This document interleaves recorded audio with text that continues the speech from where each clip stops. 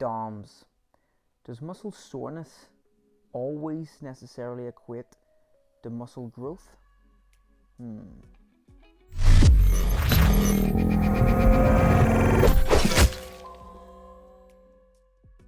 DOMS, for the people not aware, stands for delayed onset muscle soreness.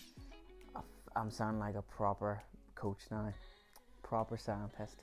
I don't like to use the word DOMS because it makes me think of a sex toy, a gay sex toy. Not that I have a problem with homosexuals or sex toys, but DOM, so I prefer to use the word sore. My muscles are sore. I don't know why they have to use a word like delayed onset.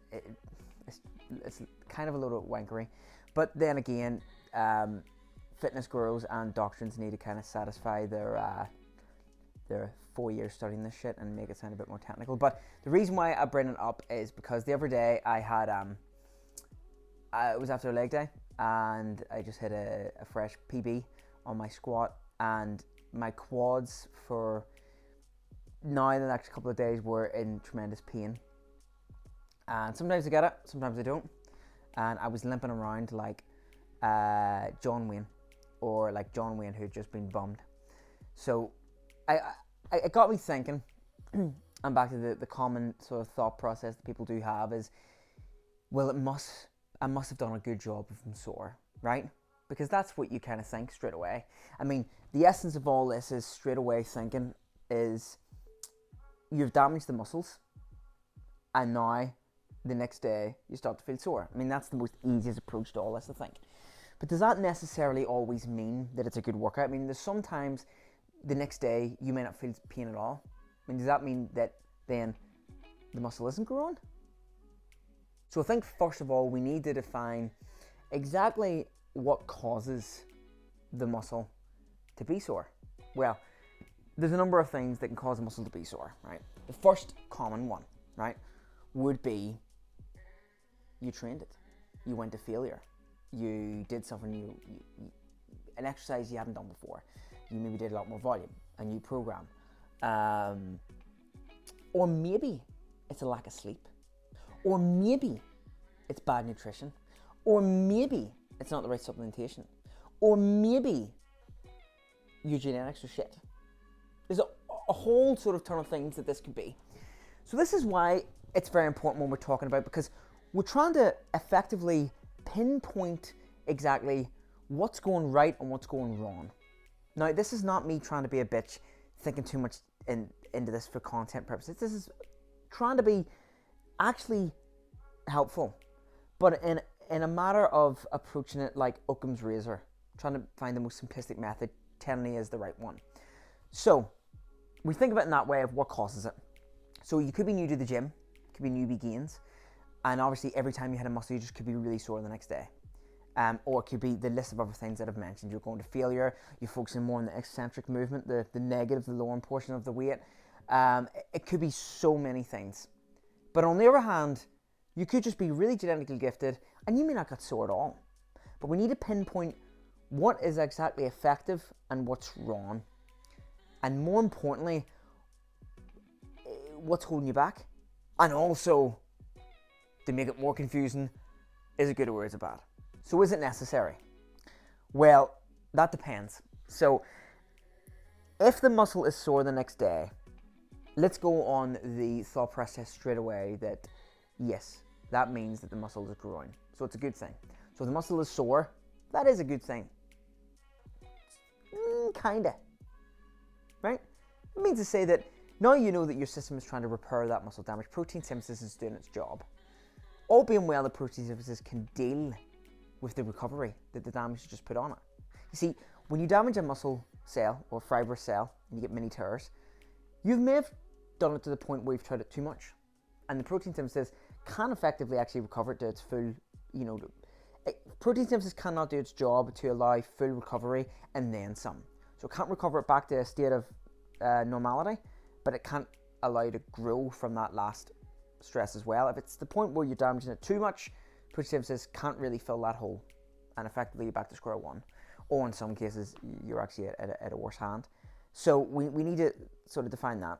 So if you're someone that is sore through certain muscle groups, now not all muscle groups will do this, but say you're sore the next day, or 2 or 3, or maybe you're really like on the verge of being disabled, and maybe 5 days, 6 days, just really bad genetics, right? But you're still making progress. Muscles growing, you're getting pumps, you're getting looks from girls, you're not feeling fatigued, and you're feeling good. Then that would suggest that the process is going good. Unfortunately, your genetics or your natural ability to recover from these things are just not as good as some other people's, so the process might be a wee bit slower growing muscle. Now, there's a few things you can do to help that. Supplementation, adding in amino acids, intro workouts, focusing on more sleep, focusing on nutrition, blah, blah, blah, blah, blah. But mainly, you're just going to have to accept that you've got a clunky body, and effectively, it bruises like a peach. Now, you may be someone that is very sore, and you've noticed that you're not making any gains at all. And additional on top of that, struggle to get pumps, bad fatigue, all that. Then you're someone that is going to have to implement a few different things. Potentially, you're not working hard enough. Maybe you need to add in, well, if you're still sore, you might need to add in, it might not be the exercise you're doing, right? Your exercise could be pretty good. It's probably the things you're not doing outside, such as sleeping, not getting enough sleep, which is really, I mean, it's the anabolic secret, sleep. I mean, if you are not getting efficient sleep, 78 hours a night, you're not in the game. And you will not be able to recover from that stress. And then, potentially, you're not getting enough replenishment, so carbohydrates, sufficient amount of proteins, vitamins and minerals, or you might need to add in some supplementation. So there are factors you're going to have to look at. Then there's the other side of it, where you may be infinitely strong and you're not getting sore. And then you're thinking, am I doing it enough? But you are still growing and getting pumps. Then don't change what's not broken. It's going good if you're still growing.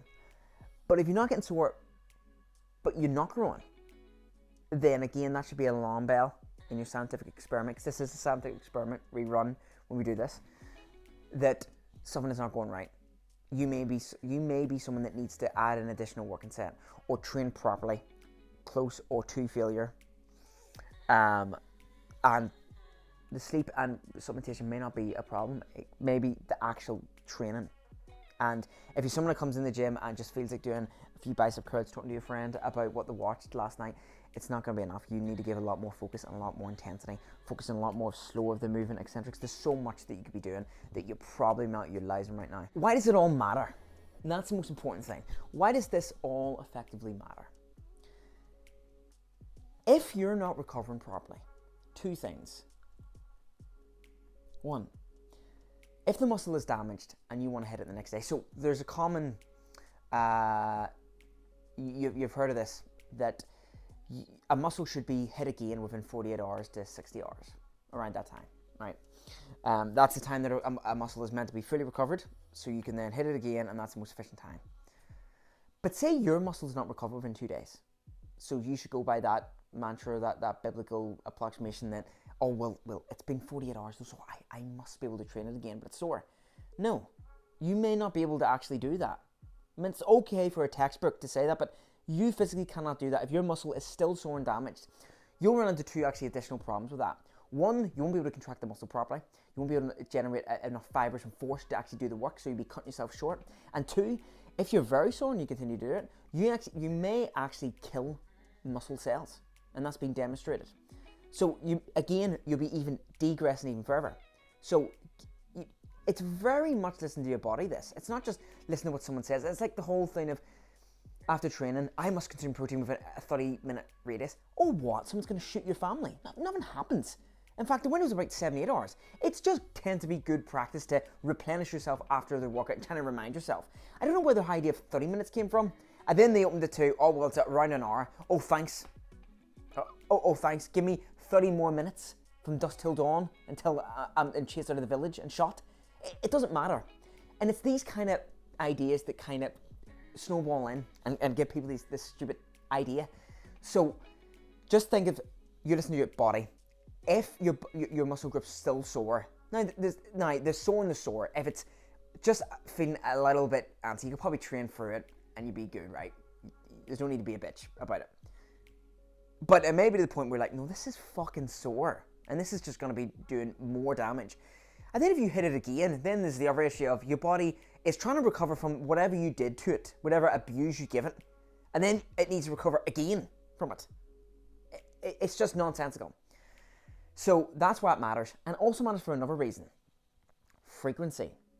So this game here is you want to be able to frequently hit body parts more often throughout the week, right? So opposed to just hitting once a week, which I used to do for years, it's not really efficient too much. If you hit it once a week, then within a month, there's 4 times your chest grows. There's 4 times your leg grows. There's 4 times your triceps grow, right? But if you're able to hit these body parts with more frequency, say twice a week, then in a month, there's 8 times your chest grows. There's 8 times your legs grow. It's a big difference when you then times that apart a 6-month radius, or even a 12-month radius, comparing the two, studies together. So that's another reason why that massively makes a difference. And that's why that the muscle soreness, understanding it, will make a difference to allow you to then strategically landmine what exercise you're doing here and there. So maybe you can't do chest on a Monday because the gym Bible says you should do push on Monday. Maybe you need to do legs on Monday, and then maybe it's Tuesday chest because you find out that your chest takes 4 days to recover, and then you can hit again on Friday. Or maybe it's the opposite way around. Again, this is very much that you're going to need to find this. You can take 1,000 programs online, but at the end of the day, you're your own fucked up specimen jar experiment. And it comes back to the point of naturally and enhanced. If you're naturally enhanced, that will also make a difference. Mainly because if you're natural, your recovery ability is shot. It's just not as efficient. Whereas someone enhanced, protein synthesis is just on all the time. So their muscle soreness ratio may not even be that much of a difference. Yours may be. But I do think it is a good rule of thumb. It is important to feel sore and allow that to play for its process. Mainly because you should be being intense all the time, actively progressing your weights, and you should be changing it up and making your body to adapt. So you should have these bouts of soreness, and you may not have it all the time, but you should from time to time have these bouts of soreness, in my opinion. Now, how to help soreness? Again, as we talked about it, there's more sleep, there's focusing more on nutrition, actively carbohydrates before and after workouts to replenish the glycogen, make sure you get a sufficient amount of protein, focus on your vitamins and the minerals. There's even things like massage guns, they're like the big dildos, which they're good in between workouts, but fuck, whatever pleasures you. And then there's the cold and hot therapies as well, which, while they have shown to help a little bit of recovery and soreness, I think they're a lot of wank. And mainly because a lot of people that do focus on jumping into cold bins in their backyard are the ones that are eating McDonald's for their meal plans. So I'm like, well, you've kind of jumped 40 steps ahead when you haven't got your basic shit down, but then you look and go, oh, laser therapy, oh, cold plunging, that's what I'm missing out on. No, shithead, it's your nutrition and it's your training that you haven't got right yet. It's not jumping into your mum's garbage bin filled with ice water. I mean, it looks fucking a bit stupid, but it's more or less probably better off to allow the muscle soreness to do its thing anyway, because it's shown that if you let it, while it's sore, you're a man or a hard woman, whatever. Can't say it this modern age, man. Whatever your pronoun is. It's better off to let this go for its full journey, because if it completes its full journey, that's completing its full recovery cycle of that muscle. If you're doing things to manipulate that and shorten that, that may affect the recovery process. So I would just let it do its thing, and don't worry about being a fucking Inuit. Conclusion here, this is really simple. I want to end this because this is going on long enough. Conclusion: if you're sore all the time, not making progress, no muscle progress in a few months, not getting pumps, not getting looks from the ladies and stuff, you're just looking shit, feeling shit. Sleep, nutrition, supplementation. 3 things. You may need to also change your workouts. You might be doing too much. Less is sometimes more. One good working set, whatever. But I can't give you that because that's me spilling the secret beans, and that would put me out of a job. In fact, this is not in my job, but it may be soon, and I don't want to spill that ingredients out on the floor. Second conclusion, you're sore all the time, but you're making good gains. Well, congratulations, you're fucked for a few years. That's your genetics, and just deal with the fact that you're sore, but you're progressing, so well done, and you're going well. Just focus a little more on, again, prioritizing sleeping and nutrition, and you may be able to minimize the soreness. Conclusion number 3, you're someone that's not getting sore but making good gains. Again, lucky fucker, well done, I wish I was you. You're just keep going. If it's working, why change it? No point changing it. Conclusion number 4, the final one, you are someone that's not sore, not making the gains. What do? Add more in the gym. You're probably not training hard enough. I guarantee you're not training hard enough. And then make sure your nutrition's down as well. Again, a 4-box chicken select meal is not exactly the protein meal while you're in the car park with your friends. I've seen some TikTokers that think that that's somehow an efficient protein meal. It's not. So try to prioritize more denser meals and train well, and don't worry about 40 steps later jumping in the cold bins. Anyway, thank you. I've been Carl from the Oxygen Training. Be sure to comment down below if you have any specific areas that don't exactly recover quick enough. For me, it's usually the hamstrings. They take about 5 days, a long time. So my frequency and hamstrings are really shit. I'm trying to actually fix that at the minute and find myself what's better for that. But comment below. I would like to know what your specific muscle part is that is maybe really good for you or really bad. Like and subscribe, of course. And until next time, I'll check you on the flip side.